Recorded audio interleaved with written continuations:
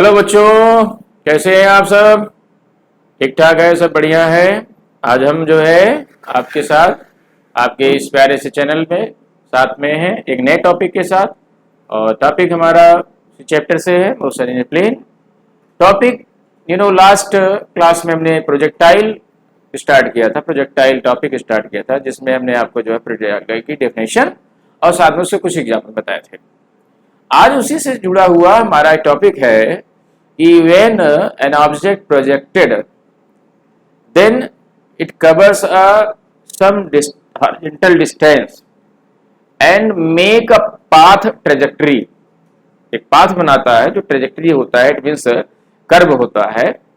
And this path which just like as a parabola, parabola parabolical होता है। और because by this path हम एक इट मीन्स इस पाथ के द्वारा, इस ट्रेजेक्टरी पाथ के द्वारा एक इक्वेशन फाइंड करेंगे जो इक्वेशन हमारा पैराबोलिक इक्वेशन को रिप्रेजेंट करता है। तो अगर पाथ के द्वारा पैराबोलिक इक्वेशन हमारा है, निकल रहा है, प्रोड्यूस हो रहा है, इट मीन्स हम उसको प्रूव कर रहे हैं, इसका मतलब है कि पाथ हमारा पैराबोलिक है, क्योंकि पैराबोलिक इक्वेशन पे यहाँ पे प्रोड्यूस हो रहा है, प्रूफ हो रहा है। तो आज हम लोग को ये देखते हैं कि जो हमारा प्रोजेक्टाइल पाथ है विच represents a parabolic path, या which follows the parabola, because which gives the parabolic equation, it means equation of parabola. Then the topic is equation of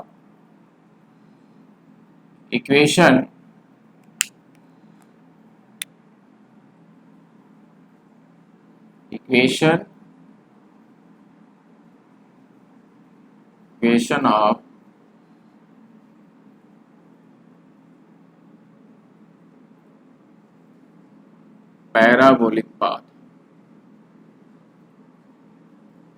ठीक है, इक्वेशन ऑफ पैराबोलिक पाथ। हम topic para it means projectile लिख दे रहे हैं, projectile का ही part है projectile. ठीक है, हमारा टॉपिक मेन टॉपिक क्या है भाई? प्रोजेक्टाइल। प्रोजेक्टाइल से रिलेटेड जुड़ा होगा। तो यहाँ पर पैराबोलिक पाथ का इक्वेशन का मतलब ये है कि हमको ये दिखाना है, हम इसको इस तरह भी कह सकते हैं कि the path of projectile is like a parabolic path, it means gives the parabolic equation. ठीक है, तो यहां पे हम लिख सकते हैं पाथ ऑफ प्रोजेक्टाइल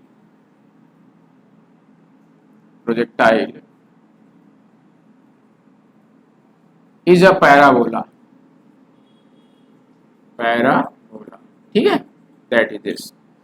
तो हमको ये प्रूव करना है क्या वो पैराबोलिक इट मीन्स है, और इसके लिए सबसे पहले तो ये जानना पड़ेगा कि उस पाथ के द्वारा हमको पैराबोलिक इक्वेशन मिलता है। अगर पैराबोलिक इक्वेशन मिल रहा है तो हमारा क्या पाथ होगा? पैराबोला होगा। ठीक है, तो यहाँ पे हम देखते हैं कि how can you object projected, है ना, विथ इनिशियल वेलोसिटी। तो लास्ट वाले क्लास में हमने बनाया भी था, जैसे suppose that is an object which is projected from the source point O with a initial velocity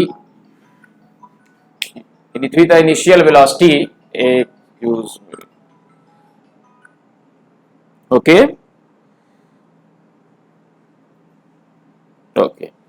with a initial velocity, okay, let's see, by u, with initial velocity by u, okay, initial velocity से throw किया गया।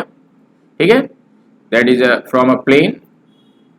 ठीक है, एक plane से throw किया गया। ठीक है, तो then it covers a horizontal distance like this.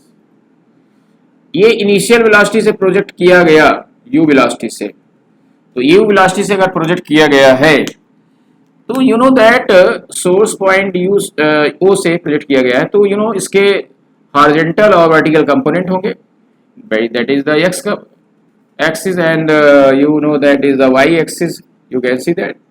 तो इसके हॉरिजॉन्टल कंपोनेंट होंगे u cos theta and vertical component होंगे u sin theta, that is this. ठीक है, u cos theta and u sin theta. Understand? Then here it will be, suppose that अगर हम यहाँ पे देखें ये फ्रॉम मैक्सिमम हाइट से पहले अगर हमारा ऑब्जेक्ट यहाँ पर इट मीन्स है मैक्सिमम हाइट से पहले, मान लेते मैक्सिमम हाइट से पहले किसी पॉइंट P पर टाइम T में यहाँ पर पहुँचता है, मैक्सिमम हाइट से पहले यहाँ पे किसी पॉइंट P पर टाइम T यहाँ तक पहुँचने में टाइम कितना लेता है, T टाइम लेता है। और यहाँ पर जो है ऑब्जेक्ट की जो वेलोसिटी होगी वो क्या हो जाएगा, फाइनल वेलोसिटी होगी। इट मीन्स इनिशियल से चला तो किसी पॉइंट में चेक करेंगे उसकी फाइनल वेलोसिटी रिप्रेजेंट करेगी, तो इसका वर्टिकल हो जाएगा v साइन थीटा और हॉरिजॉन्टल क्या होगा यहाँ पे v cos theta, that is this. Okay, ठीक, यहाँ पे ये हो जाएगा। ठीक है, तो फर्स्ट ऑफ ऑल हम ये यहाँ पे देखें कि टाइम T पर जो इट मीन्स यहाँ पे हमारा ऑब्जेक्ट पहुंचा है, तो उस अवस्था में यहाँ पर ये डिस्टेंस इसका अगर देखा जाए इस पॉइंट P पर ये हमारा ये वर्टिकल डिस्टेंस ये y एक्सिस पर that will be y and horizontal distance that will B x। ठीक है, दैट इज ओके। तो ये यहाँ तक कितना डिस्टेंस कवर किया, यहाँ से यहाँ तक आने में how much distance cover from O to P। Distance from O to P क्या हो जाएगा, distance from O to P distance equal to okay speed into time, speed into time, distance equal to speed into time.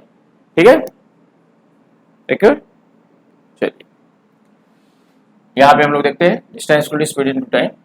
ठीक, then distance, how much distance, it means अगर ये distance हम find करें तो यहाँ पे आप देखें कि जो हमारा यहाँ पे डिस्टेंस है, ठीक है, यहाँ से यहाँ तक जो हमारा हॉरिजॉन्टल डिस्टेंस है, इट मीन्स अगर हॉरिजॉन्टल डिस्टेंस की बात करेंगे तो ये डिस्टेंस है that will B x and speed क्या है यहाँ पे, हॉरिजॉन्टल स्पीड, यहाँ से जो स्पीड है हॉरिजॉन्टल हमारा u cos theta and time is t, then t equal to x upon u cos theta, that is the time taken by the projectile to reach at point P। P तक पहुंचने में जो समय लगा हमारा ये। ठीक है, चलिए तो समय तो हमने निकाल लिया, P तक पहुंचने में ये लगा, बट यू नो दैट अगर मैक्सिमम हाइट तक यहाँ पर टाइम अगर निकालें तो उसके लिए भी मैक्सिमम हाइट पे हम टाइम निकाल सकते हैं। जैसे हमने यहाँ पे किसी पॉइंट P पे पहुंचने टाइम निकाल लिया, तो you can find that time t equal to at point P that is equal to x upon u cos theta. But you know that ये जो यहाँ पर इट मीन्स टाइम आपको मिला that is this, but how much that is the ये along किसके है, ये हमारा along horizontal distance, horizontal distance, horizontal distance के अलोंग जो है ये हमारा टाइम जो आया, it means that is. But अगर हम वर्टिकल कंपोनेंट के अलोंग बात करें, वर्टिकल कंपोनेंट के अलोंग बात करें तो क्या होगा, how much distance covers in vertical component, vertical component के अलावा बात करें कितना डिस्टेंस कवर किया, अगर यहाँ पहुंचा है तो वर्टिकल ये डिस्टेंस हुआ, तो वर्टिकल डिस्टेंस लगा अप्लाई करेंगे s बराबर ut, ऑब्जेक्ट ऊपर की तरफ जा रहा है minus half gt square, then yes क्या है वर्टिकल y, u क्या है देखा जाए तो u साइन थीटा,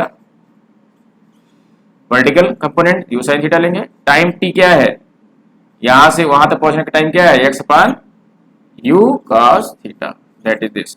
ठीक है, minus half G T square नहीं टाइम की value x upon u cos theta. ठीक है, कर स्क्वायर कर दीजिए, दैट इज दिस।